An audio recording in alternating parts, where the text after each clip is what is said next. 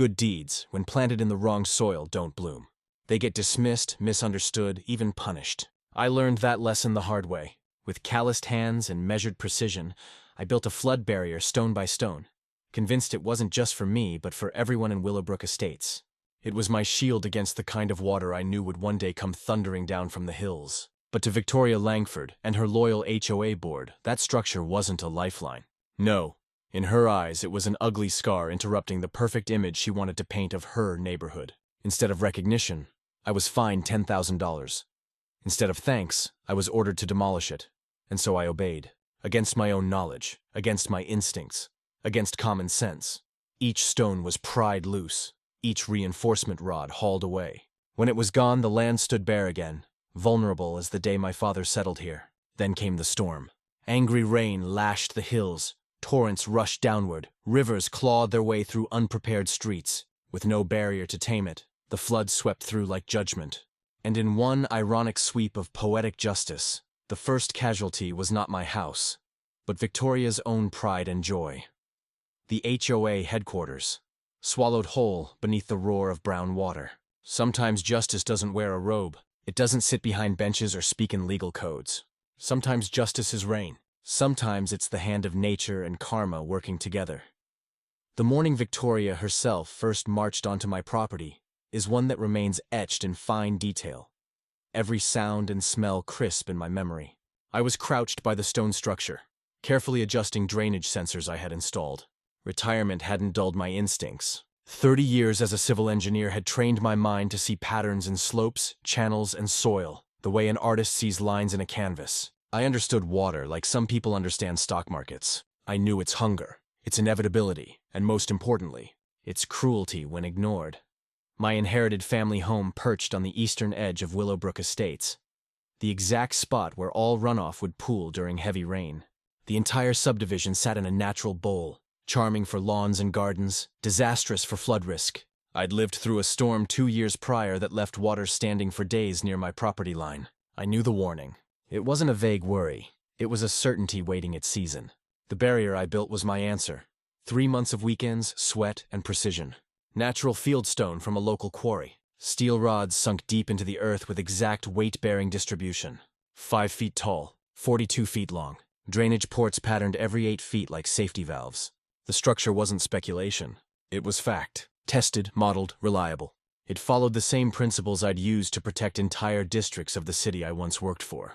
By my conservative estimates, it could withstand flooding that statistically happens once every 100 years. That Tuesday morning, Victoria arrived to strike it down. She appeared not as a neighbor, but like a summoned authority.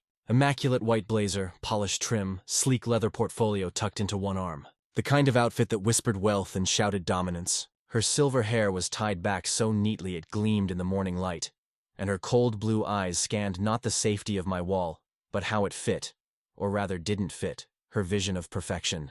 She looked at my property the way a curator looks at a painting, ready to approve or reject. "Mr. Mercer," she announced the moment she reached my driveway, skipping any trace of courtesy. "We've received multiple complaints from residents regarding this unauthorized structure." Her tone was sharp, drilled with the authority of someone trained to never be challenged. Then came the rulebook, Section 12-3 of the Neighborhood Covenants, the one about maintaining community, visual harmony.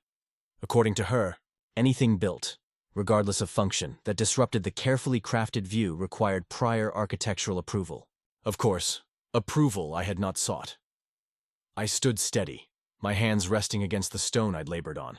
Patiently, I explained why it was there. I described the bowl-shaped basin of our community, the stream of water racing in from the forest's high edge, the proven science behind my barrier.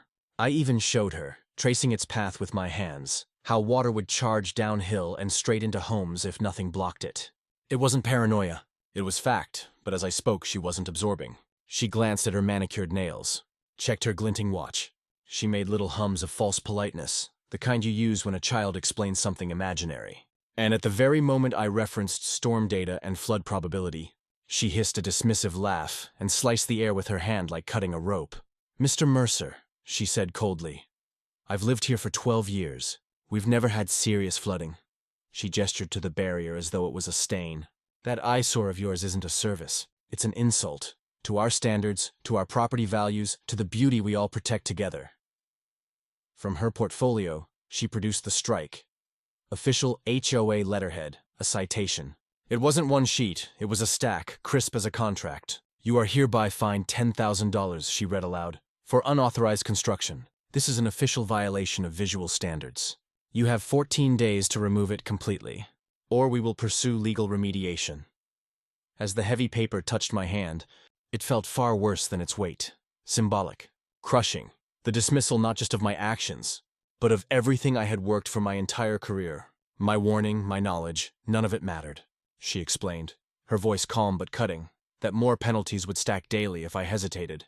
Lawyers would ensure compliance. She even added, almost sweetly, that the amount reflected administrative processing costs.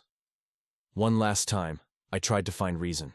By removing protection from the most vulnerable corner of this neighborhood during an unusually active season, you're gambling with people's homes, not just mine. Her answer crystallized the truth about who she was. She smirked, eyes narrowing with polished condescension. "Mr. Mercer, you've lived here only 3 years since inheriting this house from your father. You should trust the professionals who've been managing this community successfully long before you arrived. Not assume you know better about what's best for property values." She turned, heels tapping sharp against the driveway, a retreat only broken by the closing of her spotless white Mercedes's door. But her words hung in the air, a taunt disguised as guidance. That night, I sat in my study, the citation sprawled across the desk like a verdict. My phone buzzed. A message from Ethan, my old colleague at the National Weather Service. "Early signals point to strong storms in your area this season. Tropical activity looks serious. Hope you're prepared." His words only steeled my resolve. 3 days later, I built my counter-argument. Charts, data, models, professional grade. Topographic surveys showing land shifts. 20 years of rainfall records. Computer simulations outlining storm flow paths down to the inch. Reports on El Niño conditions already building in the Pacific, setting the stage for heavier-than-average rain. My presentation wasn't opinion. It was unshakable science. But Victoria didn't fight with science. She fought with perception. Within 48 hours, she'd waged a campaign online.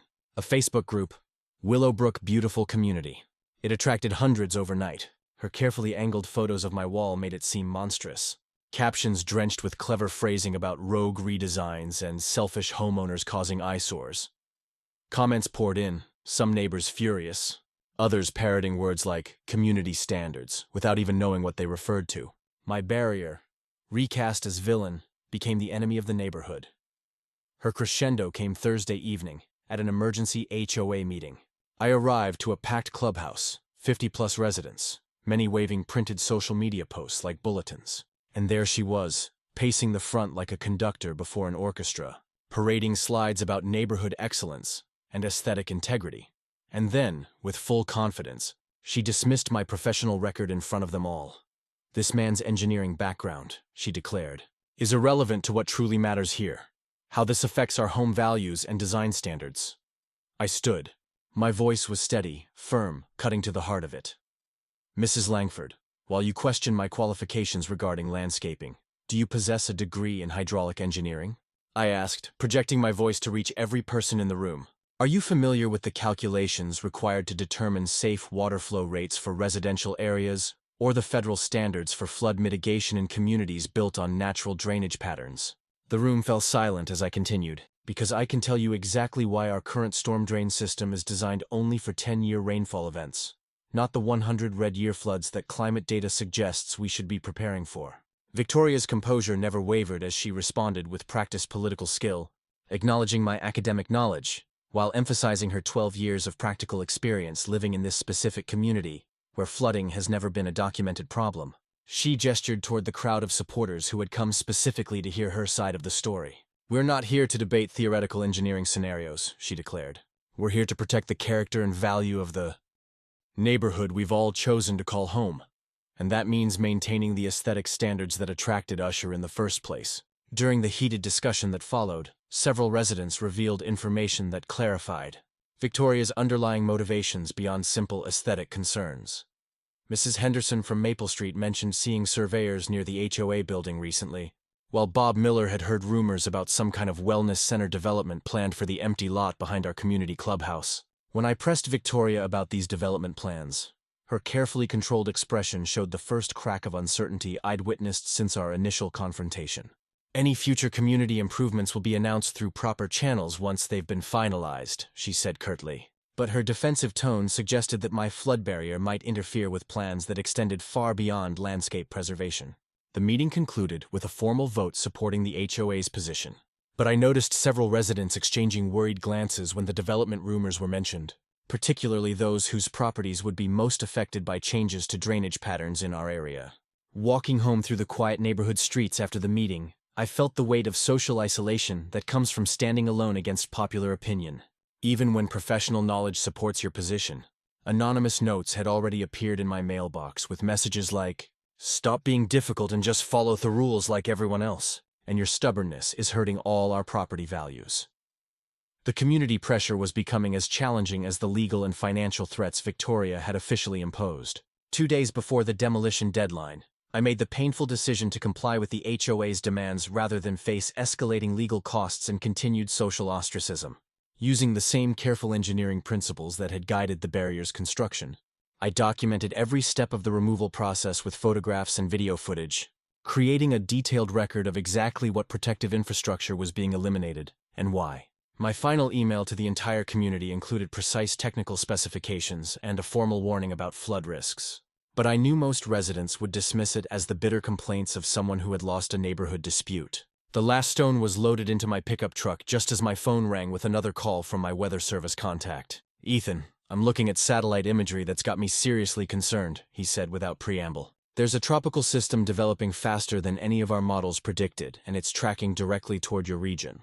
We might be issuing hurricane warnings within the next week." 10 days after dismantling my flood barrier, Tropical Storm Jillian materialized in the Atlantic, with an intensity that caught even seasoned meteorologists off guard. Using advanced modeling software I'd retained from my municipal engineering days, I calculated that the storm would make landfall approximately 6 hours earlier than official predictions, and carry significantly more rainfall than the National Weather Service was forecasting. My projections indicated sustained winds of 75 millimeters with precipitation rates exceeding 2 an hour, conditions that would overwhelm our neighborhood's drainage infrastructure within the first 12 hours of the storm's arrival. While researching historical flood data for our area, I discovered a troubling discrepancy in the municipal records that explained why our community seemed perpetually vulnerable to water accumulation issues. The original drainage system blueprints filed with the City Planning Department in 2015 showed pipe diameters and flow capacities that were 40% larger than what had actually been installed throughout Willowbrook. States, according to the documentation, our storm drains should have been able to handle rainfall events up to the 50-year flood standard, but the undersized pipes that were actually buried beneath our streets could barely manage normal autumn precipitation without backing up. The construction company responsible for this critical infrastructure was Langford Construction, a family-owned business that had been operating in our region for over 15 years under the management of Victoria's husband. Richard Langford. Public records showed that his company had secured the drainage installation contract through a process that bypassed competitive bidding with the HOA board, citing local expertise and familiarity with site-specific geological conditions as justification for awarding the work without soliciting proposals from other qualified contractors. The cost savings from using smaller pipes had apparently been substantial, though none of those savings had been passed along to homeowners in the form of reduced HOA fees. My attempts to alert neighbors about the approaching danger were systematically blocked by Victoria's increasingly authoritarian response to what she characterized as fear-mongering and community disruption. She distributed an official HOA notice warning residents against spreading unverified weather information that could cause unnecessary panic and property value concerns, and established a policy requiring all emergency communications to be approved by the board before distribution. When I tried calling individual households directly, several residents told me they'd been instructed by Victoria to report any harassment from me to the HOA's legal counsel. Further investigation into Langford Construction's municipal contracts revealed a pattern of projects that consistently came in under budget by reducing specifications without proper engineering oversight or city inspector and approval. Richard's company had built drainage systems for 4 other residential developments in our county, and each one had experienced flooding issues within 5 years of completion. In 2 cases, homeowners had filed class action lawsuits alleging inadequate infrastructure, but both suits had been settled out of court with confidentiality agreements that prevented details from becoming public record.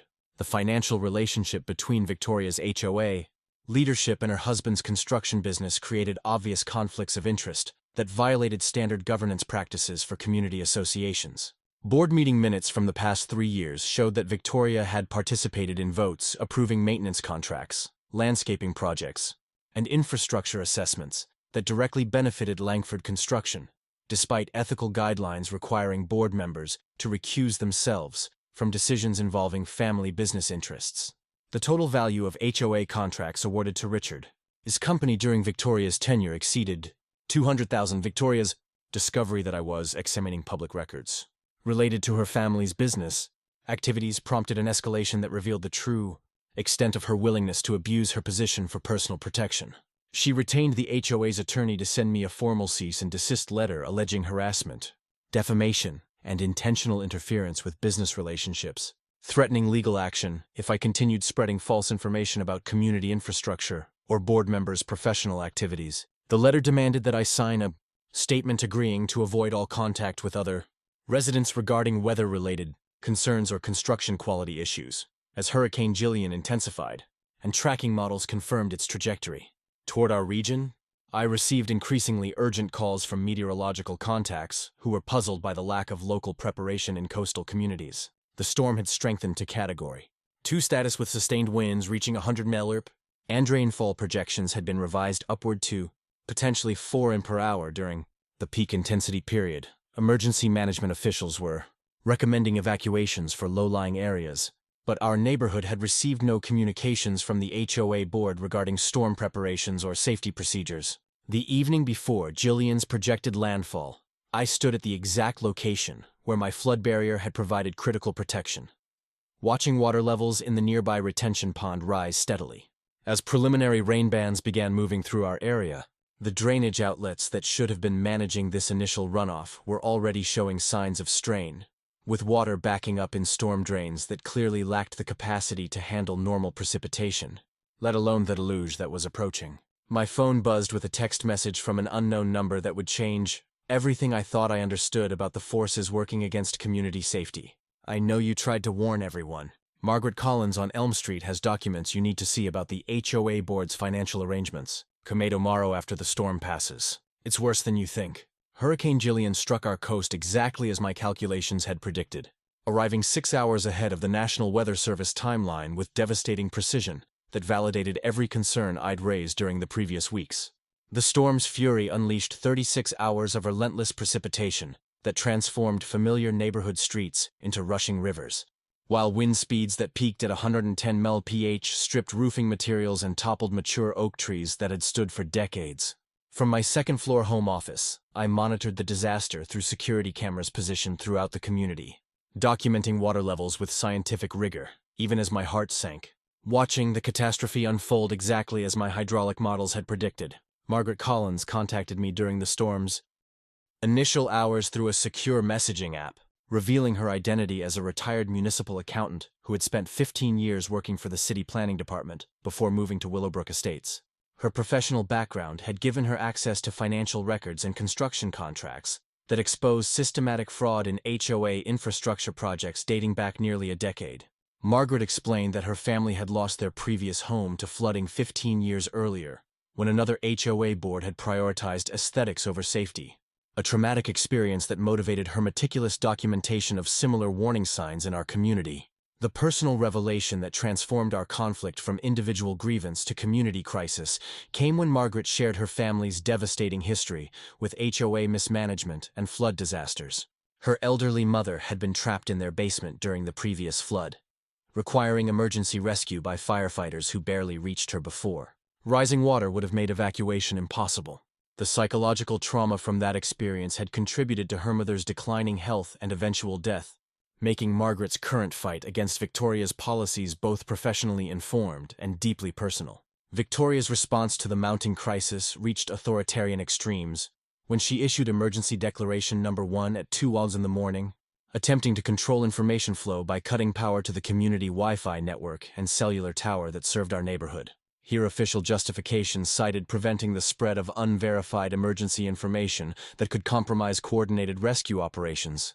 But the real purpose was silencing residents who were beginning to question her leadership as floodwaters rose around their homes. The power outage also disabled security systems and emergency communication devices that many elderly residents depended on for medical alerts.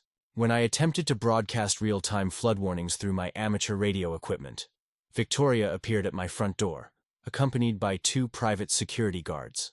She had somehow hired despite the ongoing hurricane conditions. Her appearance was disheveled and desperate, a stark contrast to the composed authority figure who had dominated previous confrontations. And her voice carried a shrill edge of panic as she screamed threats over the howling wind. "If you continue spreading panic through unauthorized communications, I'll have you arrested for terrorism and interference with emergency operations," she shouted, jabbing her finger toward my face with violent intensity. "You'll lose this house and everything else you own before I let you destroy this community with your conspiracy theories."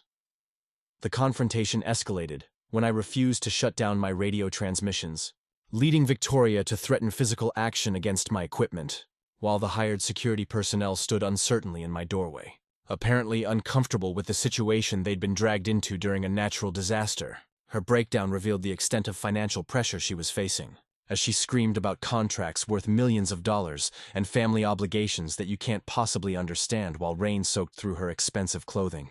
The security guards eventually convinced her to leave after I pointed out that interfering with emergency communications during a declared disaster constituted a federal crime with serious legal consequences. At dawn on the storm's second day, I captured aerial footage using my weather-resistant drone that showed the complete devastation Victoria's policies had enabled throughout our community. The video revealed floodwaters flowing in precisely the pattern my engineering models had predicted, following natural drainage channels that converged directly at the location where my barrier had provided critical flow redirection before its forced removal. Water poured through the vulnerable depression with the force of a river, carrying away everything in its path, including outdoor furniture, vehicles, and sections of fencing that offered no resistance to the hydraulic momentum. The climactic destruction began when floodwaters reached the artificially lowered area where the HOA headquarters building had been constructed on a filled wetland that had historically served as natural flood retention. Victoria's building disappeared beneath the surge in less than 20 minutes, its foundation undermined by water that found its original pathway back to the forest drainage system that had been disrupted by development. The Wellness Center construction site, positioned directly in the flood's trajectory, was completely scoured clean of equipment, materials, and the concrete foundation that had been poured just weeks earlier. In the immediate aftermath of the building's collapse, I discovered a waterlogged metal filing cabinet that had been ejected from Victoria's office and deposited against my property fence line.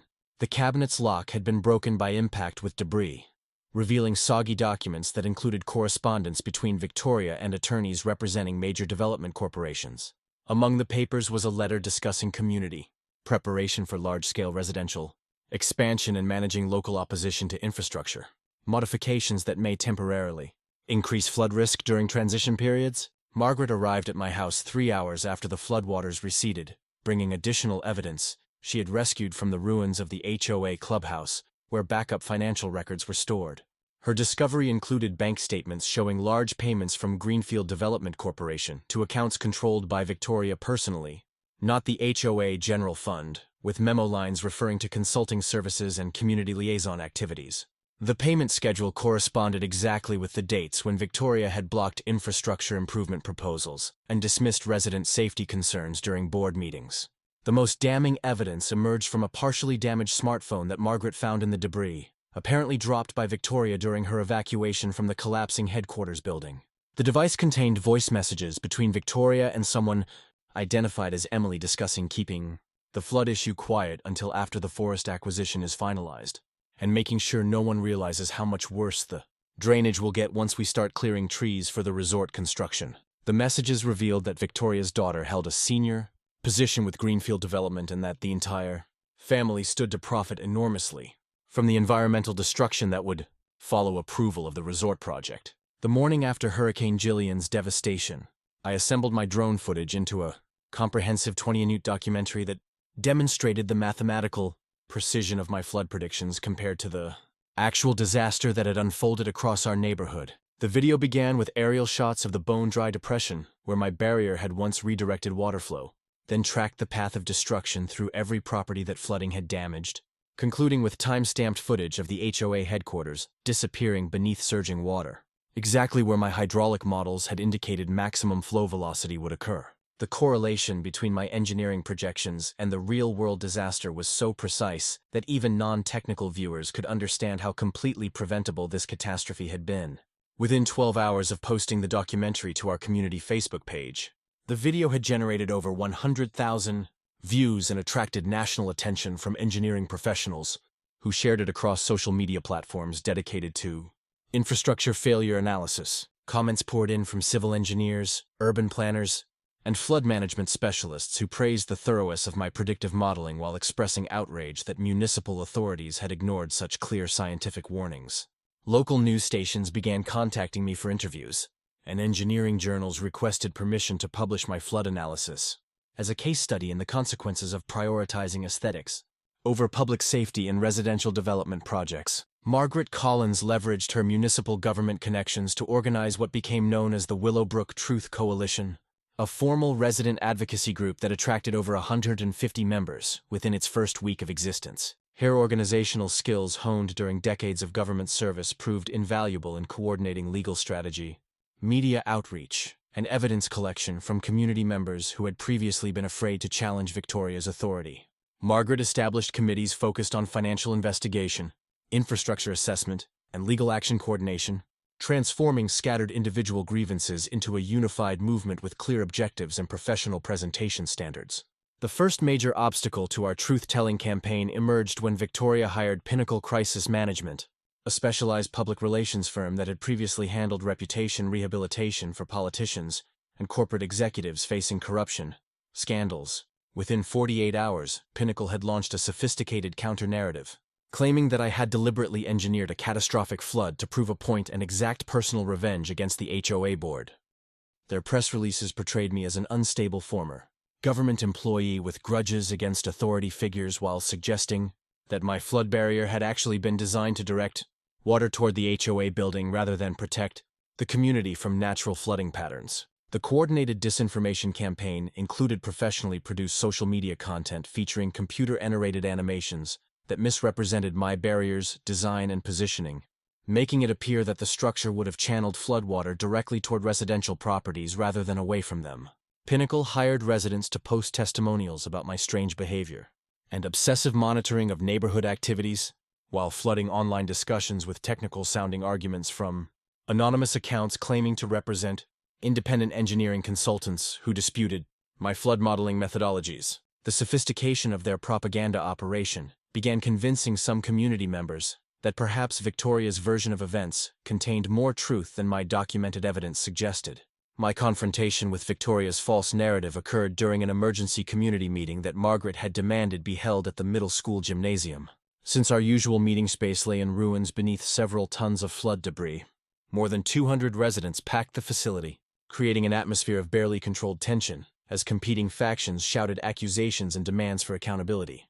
When Victoria's attorney presented her carefully crafted defense, blaming unprecedented weather conditions and unforeseeable circumstances, I requested permission to respond with scientific evidence rather than emotional appeals or personal attacks against her character or motivations.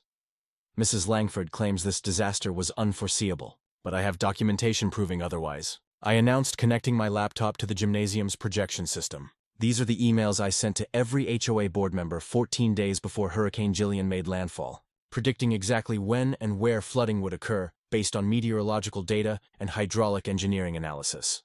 The room fell silent as I displayed my time-stamped warnings alongside photographs of the actual flood damage, demonstrating that every prediction had proven accurate down to specific street addresses and water depth measurements. If I could calculate these results 2 weeks in advance using publicly available weather data, how can anyone claim this catastrophe was unforeseeable? Victoria's composure cracked when I presented evidence that contradicted her claims about community safety being her primary concern, particularly their recorded phone conversations Margaret had recovered.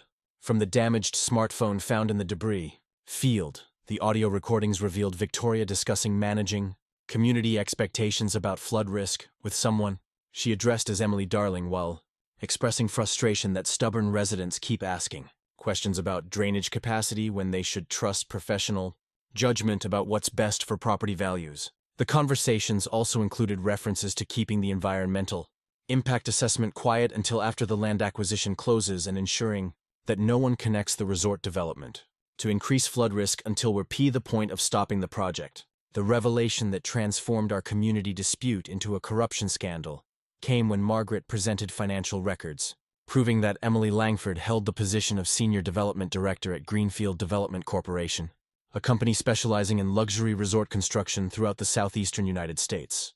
Bank records showed that Victoria had received over $400,000 in consulting fees from Greenfield during the past 18 months, payments that coincided exactly with HOA board decisions that blocked infrastructure improvements and dismissed resident safety concerns. The consulting agreement specified that Victoria would facilitate community acceptance of development projects and minimize local opposition to environmental modifications necessary for large-scale construction. Further investigation revealed that Greenfield's planned resort development would require removing over 60% of the forested area above our community, eliminating natural flood absorption capacity that currently protects residential properties from the kind of catastrophic runoff we had just experienced.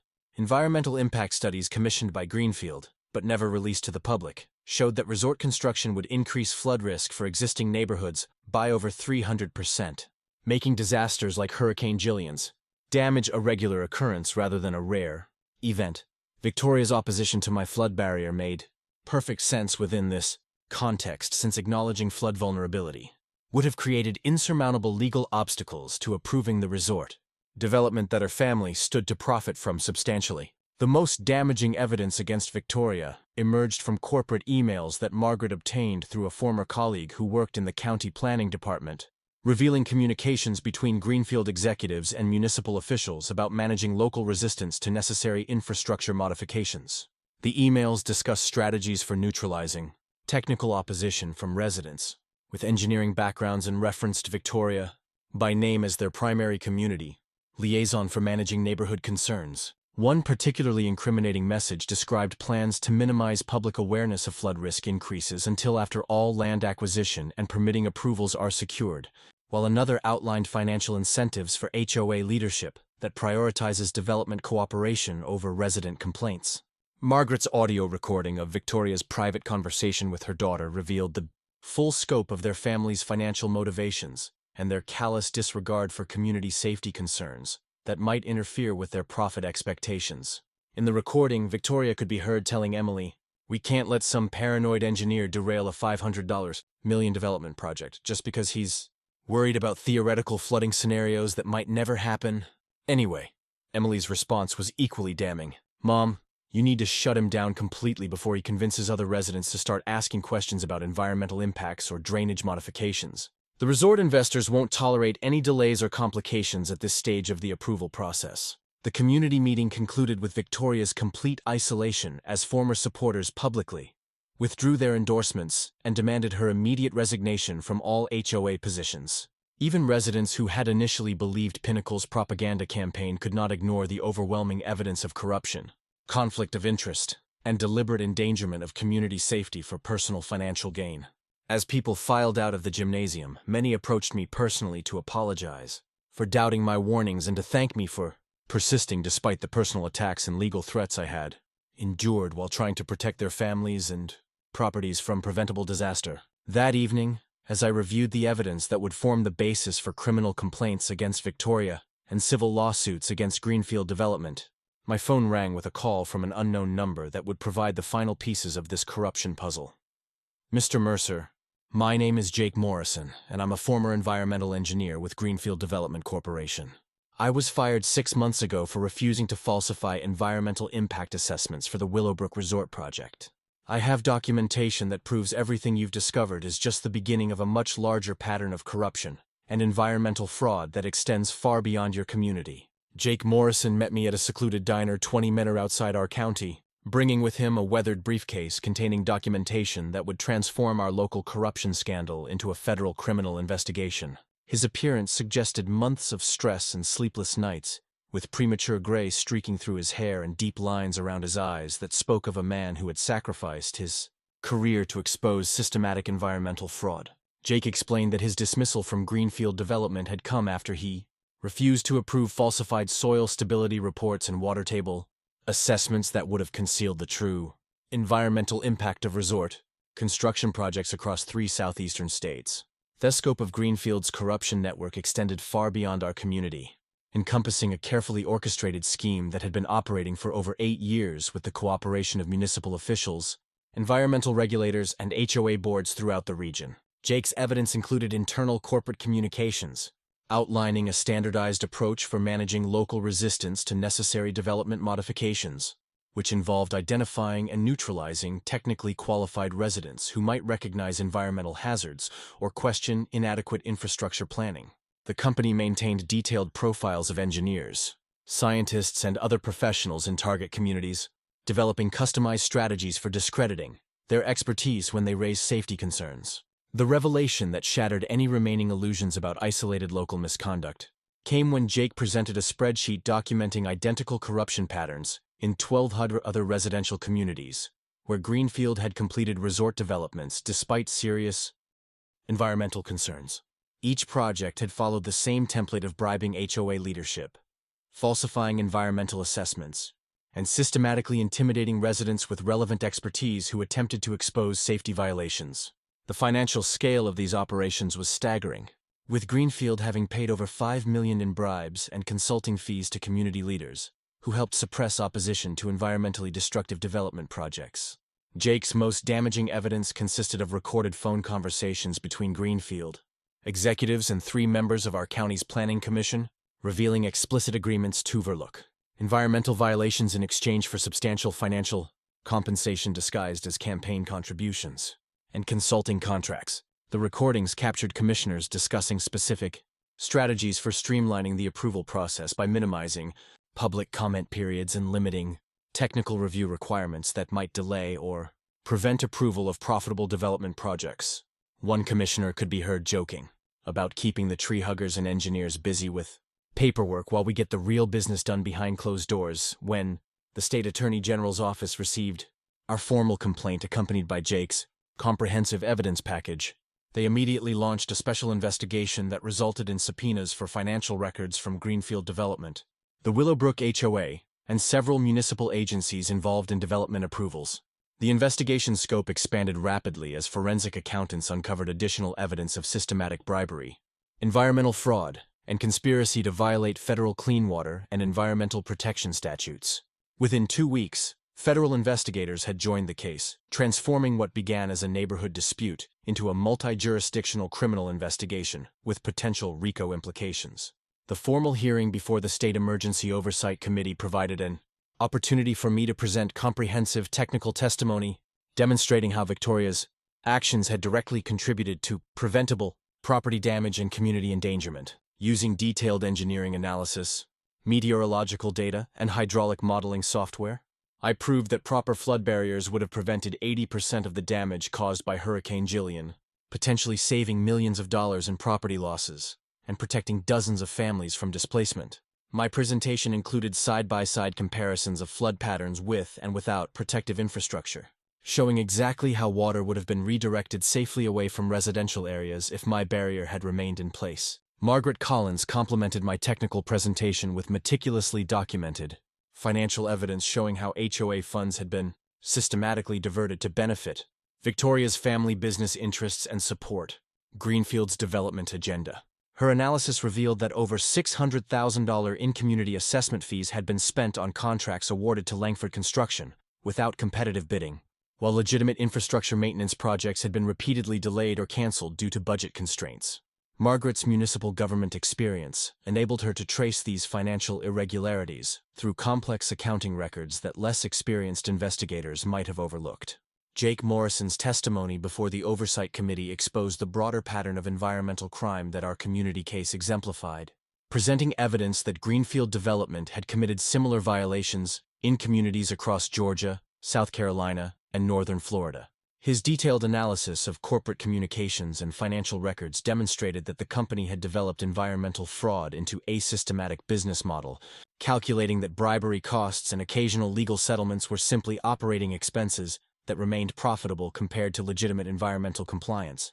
The testimony revealed that Greenfield's executives viewed communities like ours as expendable resources to be exploited, rather than places where actual families lived and worked. Victoria's final legal defense collapsed when confronted with irrefutable evidence of her role as a paid agent working against her own community's safety and financial interests.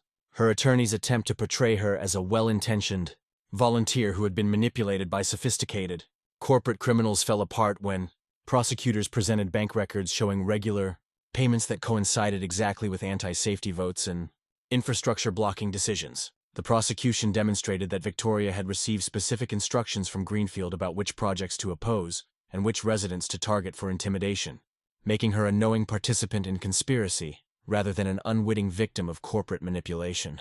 The hearing's most dramatic moment occurred when 2 additional HOA board members, faced with overwhelming evidence of their own culpability, agreed to testify against Victoria in exchange for reduced criminal charges. Board Treasurer William Hayes admitted that he had knowingly approved fraudulent expenditures to benefit Langford Construction, while Secretary Patricia Whitman confessed to participating in deliberate efforts to suppress resident safety concerns that might have interfered with Greenfield's development timeline.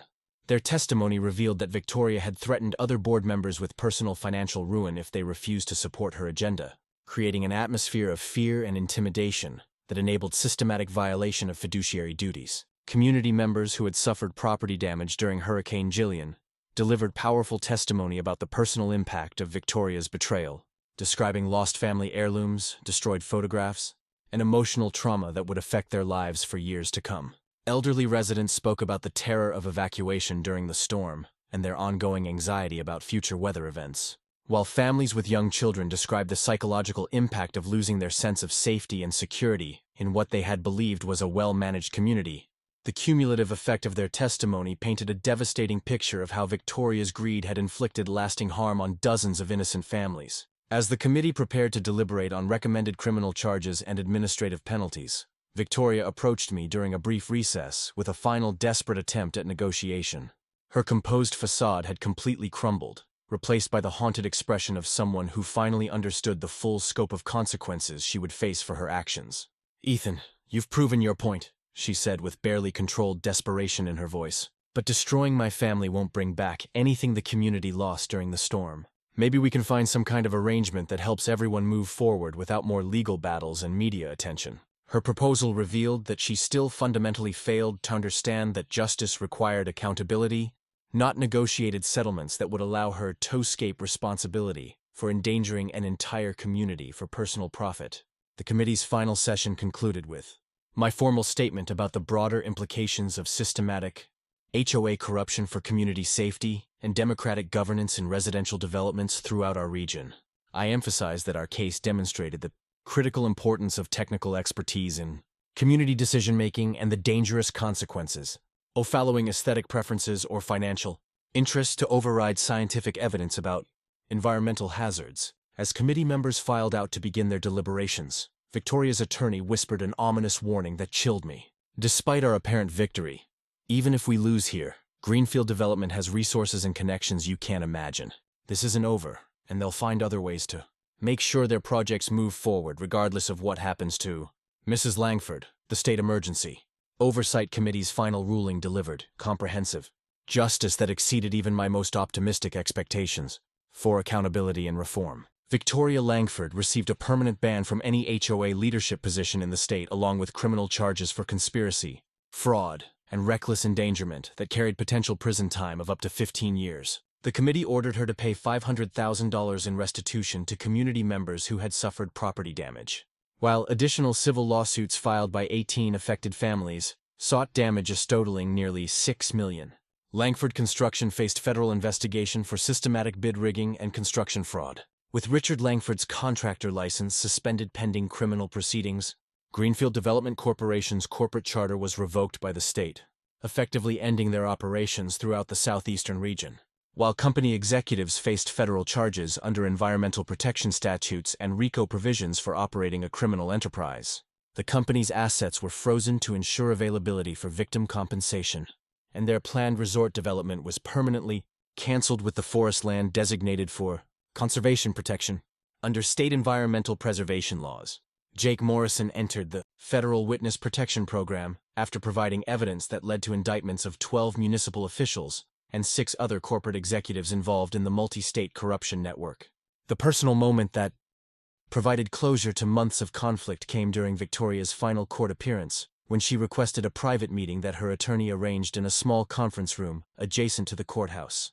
Her transformation from confident authority figure to broken defendant was complete, with her designer clothing replaced by a simple gray dress and her perfectly styled hair hanging limply around shoulders that seemed to carry the weight of her family's destroyed reputation. "Ethan, I need you to understand that I genuinely believed I was protecting our community's best interests," she said with tears streaming down her face, her voice barely above a whisper. "When the money started coming in, it became so easy to convince myself that property values and aesthetic standards were worth more than theoretical engineering concerns. I told myself that experts like you were being unnecessarily pessimistic, that modern communities could manage environmental challenges without ugly infrastructure modifications."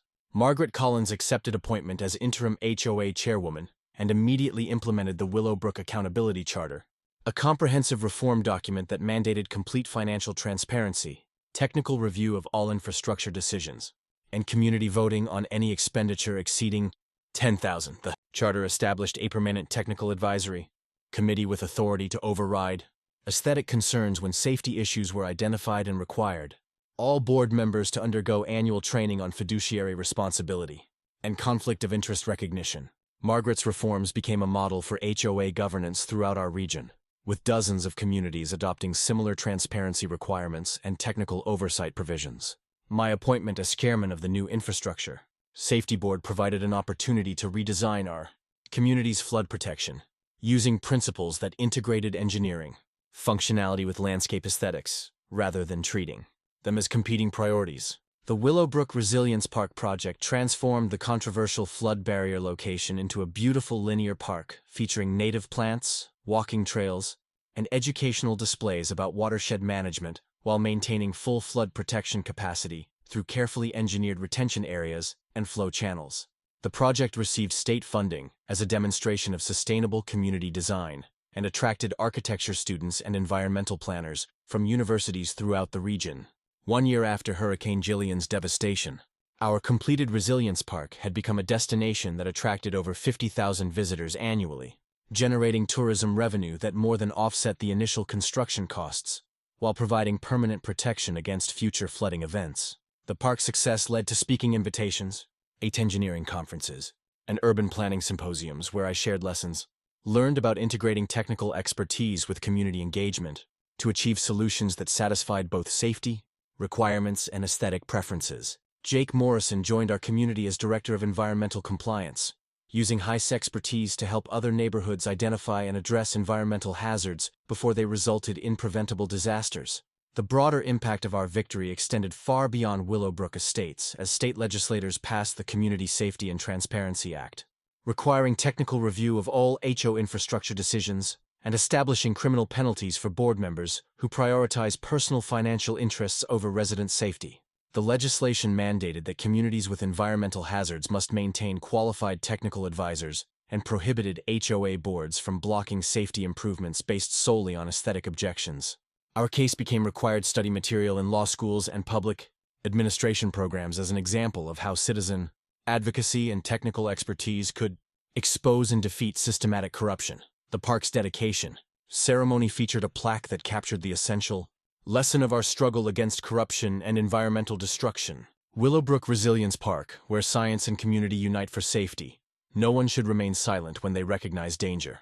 As families enjoyed picnics beside the flowing water features that provided both beauty and flood protection, children played on equipment positioned safely above historical flood levels, and elderly residents walked the accessible trails that connected to emergency evacuation routes.